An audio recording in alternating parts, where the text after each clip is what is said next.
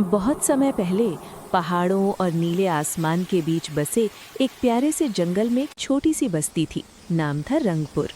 ये जगह अपने रंग बिरंगे फूलों, इंद्रधनुषी बादलों और बोलने वाले जानवरों के लिए मशहूर थी। जंगल में तरह तरह की आवाजें गूंजती रहती थी। बहती नदी की धुन, पक्षियों का संगीत और हवा की सरसराहट। लेकिन इस शांत दुनिया में एक घटना होने वाली थी जो वहां के हर जीव जंतु की जिंदगी बदलने वाली थी। इस बस्ती में रहती थी एक प्यारी सी गुड़िया जिसका नाम था भीमा। भीमा बाकी गुड़ियों से थोड़ी अलग थी। वो नाच सकती थी, गा सकती थी, सोच सकती थी और सबसे खास बात, वो बहादुर थी।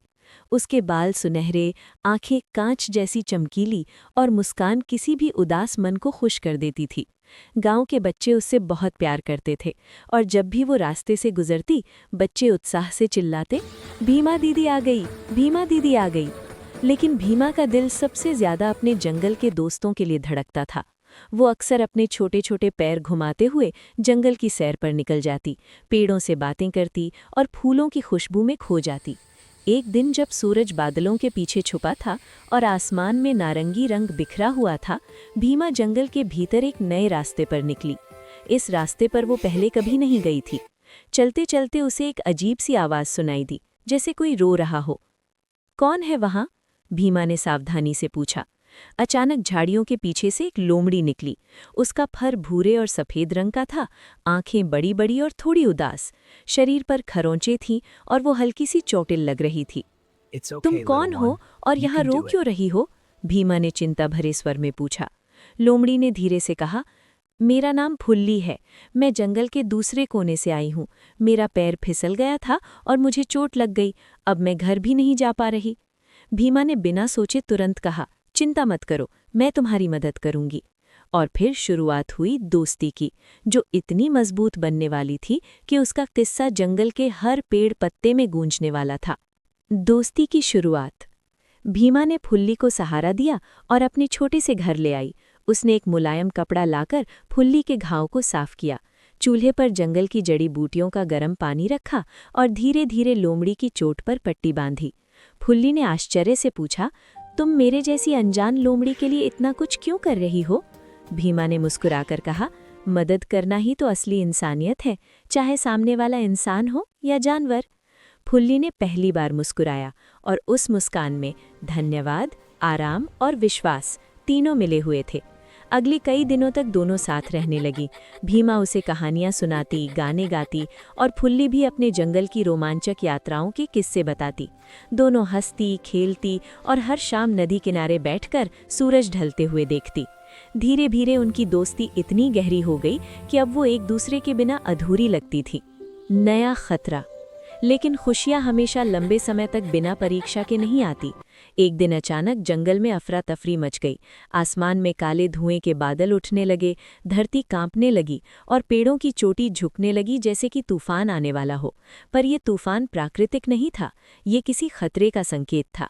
जंगल के बीचों बीच एक रहस्यमयी गुफा थी, काला दर्रा। ये जगह श्रापित मानी जाती थी। लोग कहते थे कि उसके भीतर एक दानव रहता है जो बुरे दिनों में जाग जाता है। फुल्ली डरते हुए बोली, भीमा, मुझे लगता है दानव जाग गया है। मेरा परिवार उसी दिशा में रहता है, उन्हें खतरा हो सकता है। भीमा ने गहरी सांस ली और बोली, फुल्ली, डरो मत, हम मिलकर किसी भी मुसीबत का सामना कर सकते हैं। चलो, तुम्हारे परिवार को बचाते हैं। फुल्ली ने डर और उम्मीद दोनों के साथ भीमा का हाथ थाम लिया। काला दर्रा की यात्रा। दोनों अपनी छोटी सी मशाल लेकर घने जंगल में उतर गईं। रास्ते में हवा तेज चल रही थी, पेड़ टेढ़े होकर कर कर की आवाज़ कर रहे थे और ज़मीन में जगह जगह दरारें थीं। फुल्ली घबराकर बोली, अगर दानव ने हमें देख लिया तो? भीमा मुस्कुराई, तो हम उससे भी दोस्ती कर लेंगे। फुल्ली ने हंसते हुए कहा, तुम सच में अलग हो भीमा। जैसे जैसे वो गुफा के पास पहुंची, अजीब अजीब आवाज़ें आने लगी, कभी गरज, कभी विलाप जैसी ध्वनि, लेकिन भीमा के कदम नहीं रुके। गुफा के अंदर पहुंचते ही उन्होंने देखा एक विशालकाय दानव, जिसका शरीर पत्थरों जैसा कठोर और आंखें लाल चमक रही थी। वो गुस्से में दहाड़ रहा था और अपने भारी पैरों से जमीन को पीट रहा था। फुल्ली कांपते हुए बोली, हम खत्म हो गए। लेकिन भीमा आगे बढ़ी और जोर से बोली, रुको, तुम इतने गुस्से में क्यों हो? दानव ठिठक गया। शायद उसने उम्मीद नहीं की थी कि कोई गुड़िया उससे सवाल करेगी। दानव बोला, मैं भूखा हूँ, कई दिनों से मुझे खाना नहीं मिला, इसलिए मैं गुस्से में हूँ। भीमा ने फुल्ली की ओर देखा और कहा, तो इसमें डरने की क्या बात, हम तुम्हें खाना देते हैं। फुल्ली ने पहले तो हैरान रह गई कि क्या एक दानव दोस्त भी हो सकता है। फिर उसने याद किया, भीमा ने एक बार कहा था, हर दिल को बस थोड़ी दया चाहिए। दोनों ने जंगल में छिपे अपने बैग से फल, शहद और बेरी निकाले और दानव को दिए। दानव ने पहले सूंघा, फिर खाना शुरू किया। जैसे जैसे वो खाता गया, उसकी लाल आंखें धुंधली पड़ने लगी और चेहरे पर शांति आने लगी। धन्यवाद, दानव ने भारी आवाज में कहा। भीमा हंसकर बोली, देखा, गुस्सा भूख से था, अब तुम ठीक हो। दानव ने पूछा, तुमने मेरे लिए इतना कुछ क्यों किया? भीमा ने मुस्कुराते हुए जवाब दिया, क्योंकि हम दोस्ती में भरोसा करते हैं और शायद तुम भी दोस्त बनना चाहते हो। दानव की आंखों में पहली बार खुशी झलकी। उसने धीरे से कहा, हाँ, मैं भी दोस्त बनना चाहता हूँ। जंगल में वापस। जब दानव शांत हो गया, जंगल का तूफान भी रुक गया। हवा में हल्का सा फूलों का सुगंध घुल गया।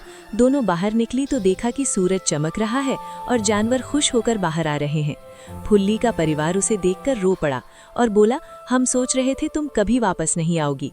फुल्ली ने भीमा की ओर देखते हुए कहा, मेरी दोस्त ने मेरी जान बचाई है, अब से ये सिर्फ गुड़िया नहीं, मेरे परिवार की सदस्य है। जंगल के सभी जानवर भीमा को घेर कर खड़े हो गए। उन्होंने तालियां बजाईं और जय जयकार की। भीमा हीरो है, भीमा हमारी रक्षक है। दानव भी बाहर आया। पहले तो सब डर गए, लेकिन जब उसने नम्रता से सिर झुकाया तो सब समझ गए कि अब वो किसी के लिए खतरा नहीं। अंत और एक नई शुरुआत। कुछ ही दिनों में रंगपुर जंगल में उत्सव मनाया गया। पेड़ों पर रंगीन लाइटें लटकाई गईं, फूलों की मालाएं सजाई गईं और नदी पर तैरते दीपक जलाए गए। भीमा और फुल्ली मंच पर खड़ी थीं। दोनों के चेहरे पर गर्व और सच्ची दोस्ती की चमक थी। फुल्ली ने कहा, जिस दिन इस गुड़िया ने मेरा घाव बांधा था, उसी दिन समझ गई थी कि दोस्ती किसे कहते हैं। भीमा ने कहा, और जो दिन हमने दानव की भूख मिटाई, उस दिन समझ गई कि बड़ा दिल होना हर बड़े शरीर से ज्यादा ताकतवर है। पूरी भीड़ चिल्लाई, भीमा और फुल्ली जुग जुग जियो। और इस तरह एक गुड़िया, एक लोमड़ी और एक पूर्व भूखा दानव, तीनों ने मिलकर सिखाया कि दुनिया में सबसे बड़ी ताकत दया और दोस्ती है। अगर वीडियो अच्छा लगे तो लाइक, कमेंट, शेयर और सब्सक्राइब कर देना।